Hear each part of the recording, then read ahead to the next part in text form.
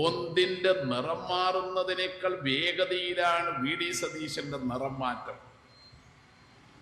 അങ്ങയോട് ഞങ്ങൾ ചോദിക്കട്ടെ, ഈ പെട്രോളിയം ഉൽപ്പന്നങ്ങളുടെ വില വർദ്ധിപ്പിക്കുമ്പോൾ കേരളത്തിൽ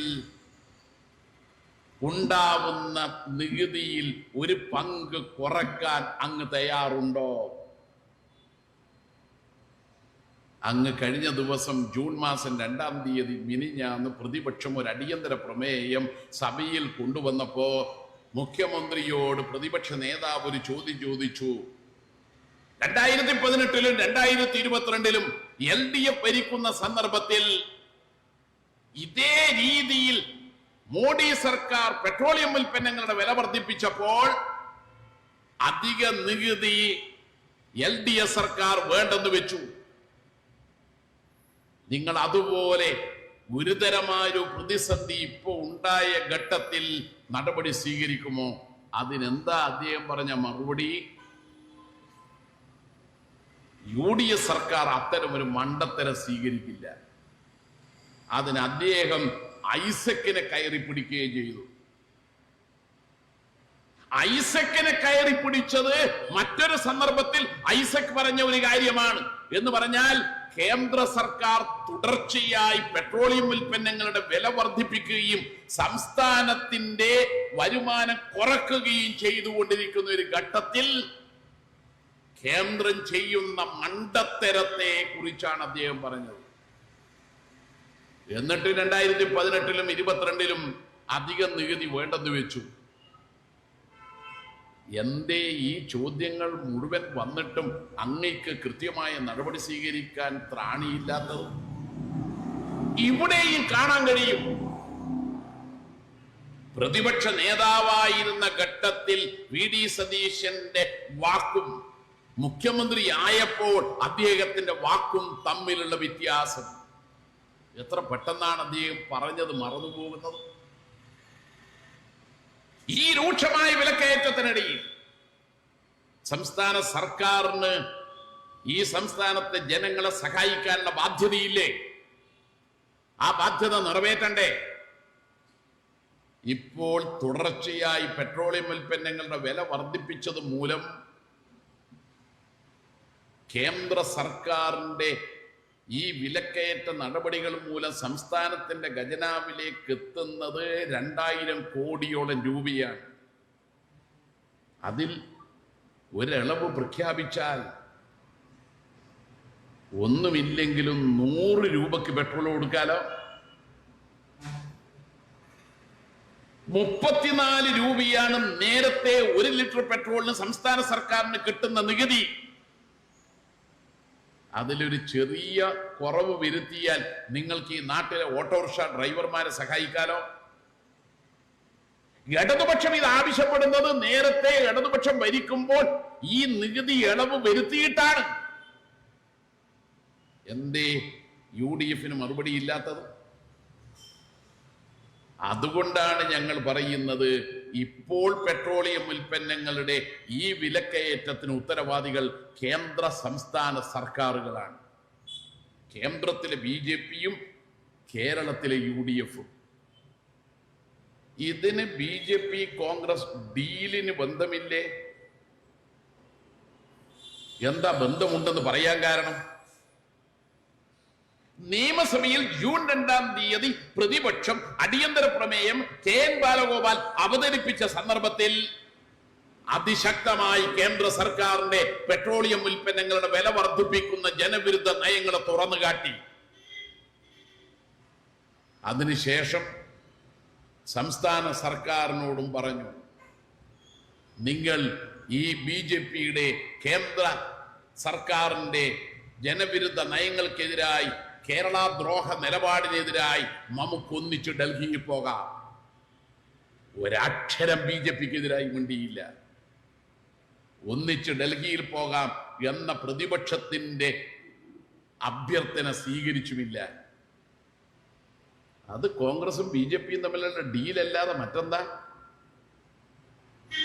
കേന്ദ്ര സർക്കാരാണ് പെട്രോളിയം ഉൽപ്പന്നങ്ങളുടെ വില വർദ്ധിപ്പിക്കുന്നതിന് ഉത്തരവാദി എന്നത് നിയമസഭയിൽ പറയാൻ എന്താ മടി? അപ്പോഴാണ് നിയമസഭാ സമ്മേളനം ആരംഭിച്ച മെയ് 29-ാം തീയതി ഗവർണർ നടത്തിയ നയപ്രഖ്യാപന പ്രസംഗം നമ്മളൊന്ന് നോക്കേണ്ടത്. ഗവർണറുടെ നയപ്രഖ്യാപന പ്രസംഗം എന്ന് പറഞ്ഞാൽ ഗവർണർ എഴുതി കൊണ്ടുവരുന്നതല്ല. ആ പ്രസംഗം തയ്യാറാക്കുന്നത് മന്ത്രിസഭയാണ്. മന്ത്രിസഭ ഗവർണർക്ക് അയച്ചു കൊടുത്താൽ അത് അതുപോലെ വായിക്കലാണ് ഗവർണറുടെ ജോലി. ആ പ്രസംഗത്തിൽ ഒരു വരി പോലും കേന്ദ്ര സർക്കാരിന്റെ കേരള വിരുദ്ധ നിലപാടിനെയോ സാമ്പത്തിക ഫെഡറലിസം തകർക്കുന്ന നിലപാടിനെയോ കാവ്യവൽക്കരിക്കുന്ന അജണ്ടയെയോ രാജ്യത്തിലെ ജനങ്ങളെ ഭിന്നിപ്പിക്കുന്ന കേന്ദ്ര സർക്കാരിന്റെ നിലപാടുകളെയോ കുറിച്ച് പറയുന്നില്ല. പറയണ്ടേ ബഹുമാനപ്പെട്ട മുഖ്യമന്ത്രി? നയപ്രഖ്യാപന പ്രസംഗത്തിൽ ഗവർണറെ കൊണ്ട് സർക്കാരിന്റെ നയമാണ് പറയുന്നതെങ്കിൽ ഇതാ കേരള സർക്കാർ, കേന്ദ്ര സർക്കാർ BJP ഇതര സംസ്ഥാനങ്ങളോട് കാണിക്കുന്ന അവഗണനക്കെതിരായി ജനങ്ങളെ അണിനിരത്തും. ആ അവഗണന അവസാനിപ്പിക്കണമെന്ന് പറയും. സാമ്പത്തിക ഫെഡറലിസത്തിനെതിരായ നിലപാട് ഞങ്ങൾ സ്വീകരിക്കും. പറയണ്ടേ? ജനങ്ങളെ ഭിന്നിപ്പിക്കുന്ന രാഷ്ട്രീയത്തിനെതിരായി ഞങ്ങൾ മതനിരപേക്ഷത ഉയർത്തിപ്പിടിക്കും. പറയണ്ടേ കോൺഗ്രസ്? അവിടെയാണ് വന്ദേ മാതരം എന്നത് കോൺഗ്രസ് BJP ഡീലാണെന്ന് പറയേണ്ടി വരുന്നത്.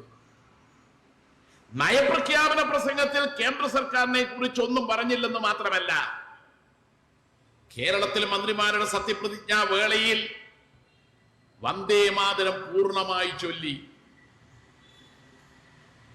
അത് പ്രതിഷേധം ഉയർന്നു വന്നു. കർണാടകയിൽ പോയപ്പോ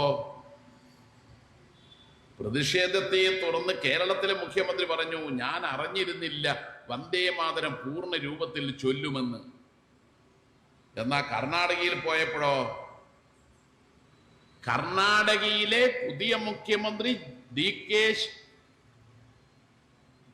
ശിവകുമാറിന്റെ സത്യപ്രതിജ്ഞാ വേളയിൽ ഈ വന്ദേ മാതരം കേരളത്തിൽ ചൊല്ലിയതുപോലെ പൂർണ്ണ രൂപത്തിൽ ചൊല്ലി. പൂർണ്ണ രൂപത്തിൽ ചൊല്ലുമ്പോ ഏറ്റു ചൊല്ലുകയായിരുന്നു കേരള മുഖ്യമന്ത്രി VD സതീശൻ, ഹിമാചൽ പ്രദേശ് മുഖ്യമന്ത്രി, തെലങ്കാന മുഖ്യമന്ത്രി. ഇവിടെ വന്ദേ മാതരം പൂർണ്ണ രൂപത്തിൽ ചൊല്ലിയത് സംബന്ധിച്ച വിമർശനം ഉയർന്നു വന്നപ്പോൾ അത് ഞാൻ അറിയില്ല എന്ന് പറഞ്ഞ് കൈമലർത്തിയാൽ കർണാടകയിൽ ബാംഗ്ലൂരിലെത്തിയപ്പോൾ ഏറ്റു ചൊല്ലുന്നു. ഇത് കോൺഗ്രസ് BJP ഡീൽ രാജ്യത്താകെ നടപ്പാക്കുന്നതിന്റെ ഭാഗമല്ലേ? മുഖ്യമന്ത്രിയുടെ സെക്രട്ടറി ആരാ? രത്തൻ U ഖേൽക്കർ. അദ്ദേഹം ആരാ? കേരളത്തിലെ മുഖ്യ തെരഞ്ഞെടുപ്പ് ഓഫീസർ. SIR വന്നതിന് ശേഷം എല്ലാ ശനിയാഴ്ചയും വിളിച്ചു ചേർക്കുന്ന മീറ്റിംഗിൽ CPM-ന് വേണ്ടി പങ്കെടുക്കുന്ന ആളാണ് ഞാൻ.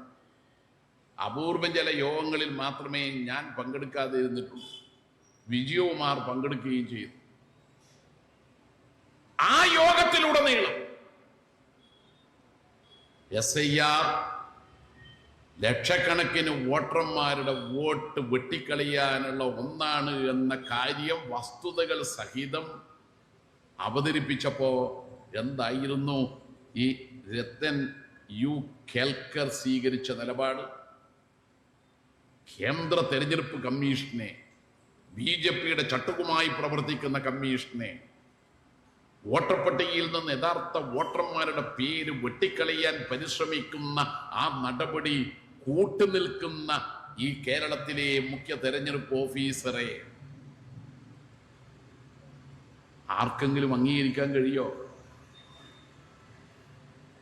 വോട്ടർമാരുടെ പേര്, യഥാർത്ഥ വോട്ടർമാരുടെ പേര് പട്ടികയിൽ നിന്ന് നീക്കം ചെയ്തു എന്ന് മാത്രമല്ല, അനർഹരായ ആളുകളുടെ പേര് വോട്ടർ പട്ടികയിൽ ചേർത്തു. അങ്ങനെ ചേർത്ത വോട്ടർമാരുടെ പേര് വീടുകളിൽ നിന്നല്ല ചേർത്തത്. ആ വീട്ടു നമ്പർ വെച്ച് തളിപ്പറമ്പിലെ 117-ാം ബൂത്തിൽ മാത്രം പരിശോധിച്ചപ്പോ കണ്ടു ഒരു സിമന്റ് കടയിൽ 16 ആളുടെ വോട്ട്, ഒരു ജിംനാഷ്യത്തിൽ 12 ആളുടെ വോട്ട്. ഒരു വീട്ട് നമ്പറിൽ നോക്കുമ്പോൾ അതൊരു ഷോപ്പിംഗ് മാൾ. അവിടെ 16 ആൾക്ക് വോട്ടുണ്ട്. ആ 16 ആളുടെ മാതാപിതാക്കളോ ഭർത്താക്കന്മാരോ, അവരുടെ പേര് 16 ഒറ്റയൊന്ന്. എം വി ജയരാജന്റെ അച്ഛന്റെ പേര് കുമാരൻ, എം വി ജയരാജന്റെ ഭാര്യയുടെ അച്ഛന്റെ പേര് കുമാരൻ, എം വി ജയരാജന്റെ മകന്റെ അച്ഛന്റെ പേര് കുമാരൻ, എം വി ജയരാജന്റെ രണ്ടാമത്തെ മകന്റെ അച്ഛന്റെ പേര് കുമാരൻ, എം വി ജയരാജന്റെ അളിയന്റെ അച്ഛന്റെ പേര് കുമാരൻ. ഇങ്ങനെ 16 ആളുടെ പേര് മാതാപിതാക്കളോ ഭർത്താവോ ആയിട്ട് രേഖപ്പെടുത്തിയത് ഒറ്റ പേരാണെങ്കിൽ എങ്ങനെയിരിക്കും? കുടുംബാസൂത്രണം ഇല്ല എന്ന് വിചാരിക്കാം. എന്നാലും 16 ആളുണ്ടാവുക ഒരു പിതാവിന്. അതിപ്പോഴത്തെ കാലത്ത് നടക്കുന്നതാണ്. അപ്പൊ ഇങ്ങനെയുള്ള അനർഹരായവരുടെ വോട്ട് പട്ടികയിൽ ചേർക്കുന്നതിന് 41 മണ്ഡലങ്ങളിൽ കൂട്ടുനിന്ന രത്തനെയാണ് മുഖ്യമന്ത്രിയുടെ സെക്രട്ടറി ആക്കിയത്. അതേ അവസാനം ഒരു കടുങ്കൈ ചെയ്തു. BJP യുടെ സീലും വെച്ച് രാഷ്ട്രീയ പാർട്ടികൾക്ക് ഒരു കത്ത്